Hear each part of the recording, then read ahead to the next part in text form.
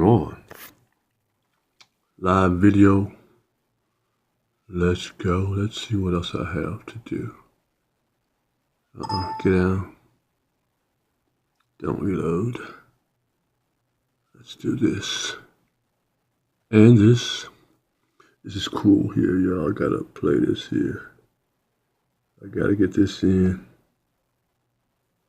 Gotta get this one in. Isn't this so cool? Alright. If I could pop and lock, I'd be doing that right now. To this song. Yes, to this song here. If I knew how. If I knew how.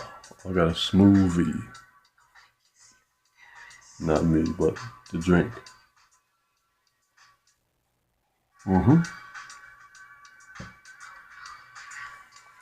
She did that in black and white. A checkered flag, a winner. A checkered past. A checkered past. You see? P-A-S-T to P-A-S-S in black and white. A winner in this race. So your heart must be in it to win it. Speaking of a heart, I was dealing with again, I guess I'm going back and forth on this one. It was having to do with Jerry Jones and LaDainian Tomlinson and their Hall of Fame speech. Both have shown some heart in many situations. Jerry Jones during the war, like you said, dodging bullets, and LaDainian Tomlinson dodging big guys, and I'm sure other things as he was having to grow up. And one of the things, speaking of Hall of Fame, some of the Hall of Fame coaches that I met as I was a worker, as a bellman at a hotel here in Little Rock, Arkansas, I met Jerry Jones for the first time during this time.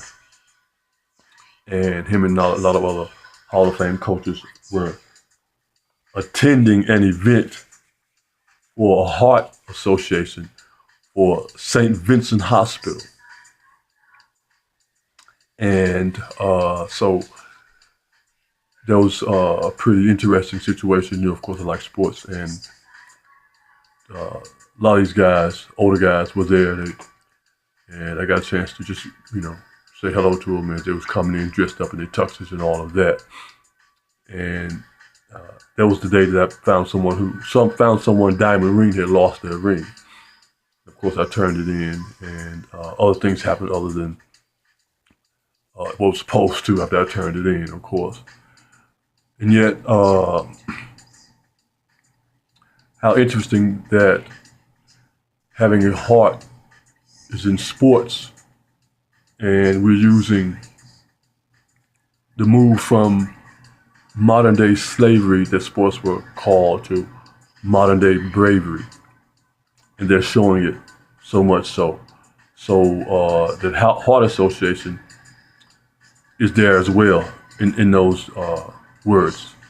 You associate your heart with your life that you're living. And in the Hall of Fame induction, people showed how much heart their families that they came from. LaDainian and his, I said grandfather, but I'm sure his great-great-grandparents were sold as slaves. And he went and bought the land, let his children know that this is still under their name. They own the land now. So that name is a very powerful one. I know they said have an African name, you really have to change the name and all of that. So since we were the first people, any name is an African name if we want to go there. Just the spelling of it is the only change, because we see the power in it as we move from slavery to bravery, so to speak, of the current flow that we are right now in that water.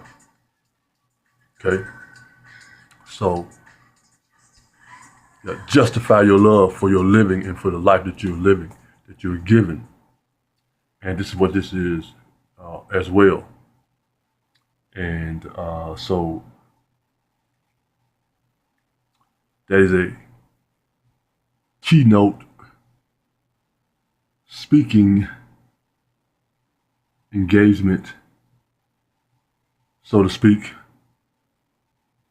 that we are certainly given when the time comes, okay? So even though it's spelled Tomlinson, a so-called white person's name, yet if the name is from the original source, I'm sure it's from an African surname.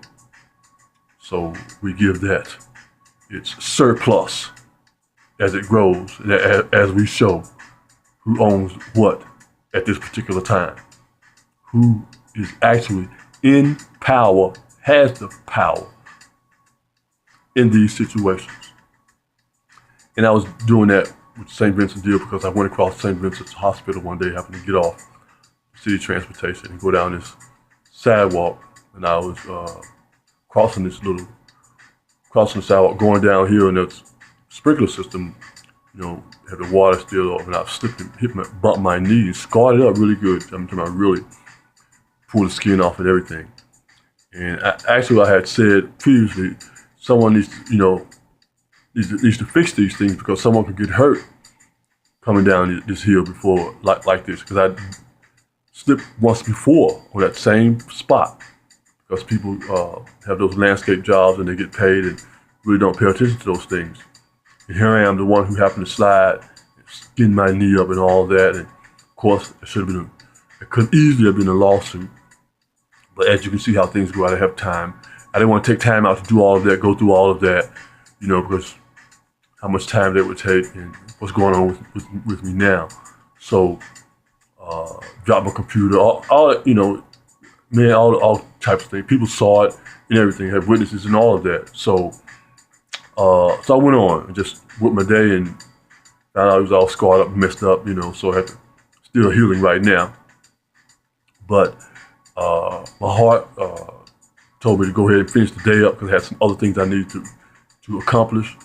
But that was the process I wanted to use, starting out with that thing there. And the heart foundation, and the heart association with your everyday life. And so I was able to use that energy to move on and to take myself to a better perspective. And I'm sure they have it on film what happened, that they saw it, because they have cameras all around the hospitals. What happened to me at children's hospitals when I was taking pictures around there. They say we saw you on camera. So they have the proof. They know I failed. There's no doubt I did. So, but I just kept moving on. Didn't bother with it. And just as any situation that I'm dealing with, keep moving on based on the experiences that we have, and to have a heart and to challenge yourself to be more. You end up getting more out of life, in life, with what's going on with you. So what's going on with me right now, I put my heart, everything in it, my commitment to the divine, like a rope, that twine, many small twines tied together, making it strong. I tie a lot of things together in my life to pull myself through all these situations and all that I have to do, and use all that I can, every association I've had with people and with the environment, and to make that the rope, the pulley, when it comes down to facing the bully, okay? So again, I don't have to beat the bully as I did with as that was my childhood. I've already got that, so now we're going to allow the bully to beat himself and not to be a part of the winning process anymore. So those decisions are easily made because everyone knows a bully is not really truly a bully, but just someone who has an opportunity to use the size and the materials that he has against someone who's not practiced that level of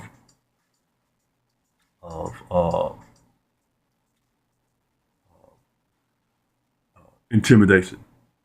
So the intimidation factor is the only thing that the bully actually has to use in any situation. Okay? So, not to be intimidated when you're using your heart, when you're purely heart and muscle brain function, full capacity, the answers come through you and you're able to use the omnipotent source more so than trying to use your own power, which we all as humans do in error sometimes. When error roar, when we want to remind ourselves we're lions again and all of that. And yet we can use the lion's mane, that hair, the antenna, that locks us, pop and locks us into the divine source out in space. Everything all around us, the magnetic, electrical me, to do our thing. So that's where this all lies within us. In society, people get jobs and cars, say it's blessed, put blessed one on their cars, and yet when they go to work, they'll say, I didn't go to work to make friends, so I go to work for the job. Then what you go to work for then? Make enemies? I look at the other side. If God gave you that job, you say, and the job to get you a car, then that's your obligation, is to make friends at that job. Yeah, not to kiss ass or anything like that. But if you were blessed with that job, and if you said, oh, I'm just for the money, okay, well still. If you're just for the money, how you gonna make money making enemies at the same time? Publicly, you're the public enemy now, right? Instead of being the public enemy, you see, all these things that people say, but you say it's a blessing. Christian doesn't give you a blessing to counteract what friends are. I'm not talking about friends who need to, all hubby-dubby, but a friendship, something that flows smoothly at your job. When you go to work, you are hovering and you are thankful to get up, to breathe, to move forward, to be able to drive that car. Only thing you want to know, oh, I got this car, I got this home. That's the only thing satisfies you. That's the only thing that's satisfying to most people.